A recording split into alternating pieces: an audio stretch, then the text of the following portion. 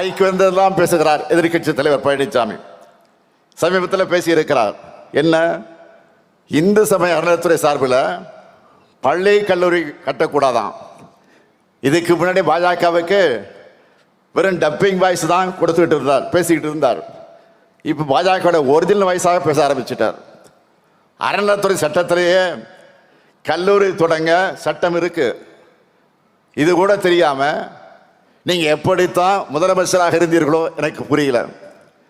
மறைந்த பெரிய பக்தவத்சலம் காலம் தொடங்கி ஏன் மக்கள் தலைவர் எம்ஜிஆர் அவர்களே முதலமைச்சராக இருந்தபோது பழனி ஆண்டவர் தொழில்நுட்ப கல்லூரியை திறந்திருக்கிறார். அந்த கல்லூரிக்கு கூடுதல் கட்டடத்தை போன முறை நீங்கள் திறந்து வச்சீங்க. அப்ப ஏதாவது மயக்கத்தில் போய் திறந்து வச்சுட்டு வந்தீங்களா? இப்போ நாங்க கல்லூரி தொடங்கினா தப்பா? பாஜக தலைவர்களே இந்த மாதிரி கல்லூரி தொடங்கக்கூடாதுன்னு பேசுறது இல்லை. ஆனால் பழனிசாமி மட்டும் பேசுகிறார். இதை பார்த்தா ஒன்று தான் எனக்கு நினைவுக்கு வருது. ஒரு திரைப்படத்தில் வடிவேலு படத்தில் தான் ஒரு காமெடி ஒன்று வரும்.